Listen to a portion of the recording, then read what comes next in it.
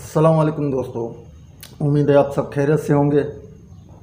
आज मैं आप लोगों को एक किस्सा सुनाना चाहूँगा, मगर उस किस्से को स्टार्ट करने से पहले आप सभी भाइयों से गुजारिश है कि अगर आप लोगों ने मेरे चैनल को सब्सक्राइब नहीं किया तो वो नीचे दिए गए बटन को सब्सक्राइब करें और इस वीडियो को ज़्यादा से ज़्यादा लाइक करें, क्योंकि आपका एक लाइक मुझे मोटिवेट कर सकता है इस तरह की और अच्छी वीडियो बनाने में।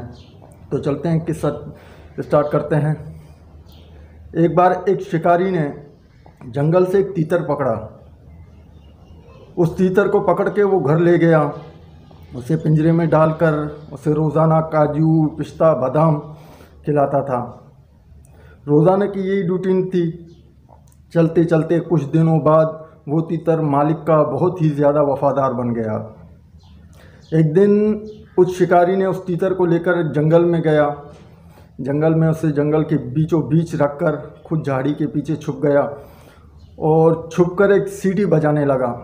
तो तीतर ने शिकारी की आवाज़ सुनकर को बोलना शुरू कर दिया, क्योंकि मालिक का वफ़ादार था।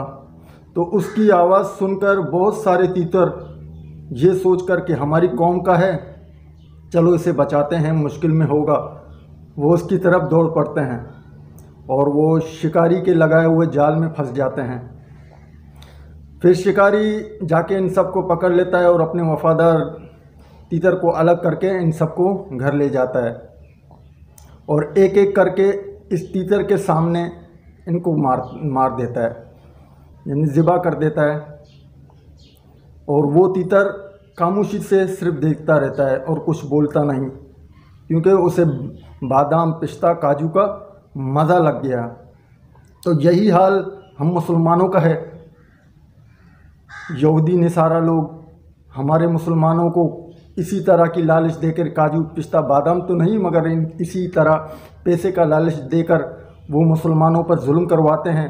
उनके हाथों पकड़वा कर उनको उन्हीं मुसलमानों के सामने ज़िबा करते हैं या मारते हैं।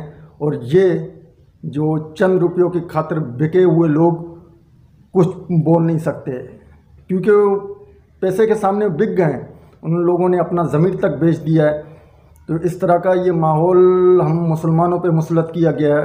कहने का मकसद ये था, इस वाक़े को बयान करने का मकसद सिर्फ़ इतना था कि आज जो मुसलमान ममालिकों पे जो जुल्म हो रहा है, उसमें ज़्यादातर हाथ मुसलमानों का ही है, जो सिर्फ़ चंद रुपयों के लिए, चंद पैसों के लिए अपनी ज़िंदगी बेच देते हैं और अपने मुसलमानों पर जुल्म और सितम करवाते रहते हैं।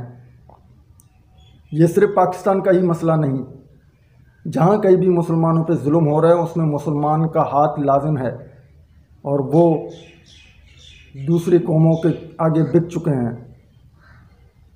हमारे आपके बीच में भी इस तरह के लोग हैं, ख़ास तौर मोमबत्ती वाले,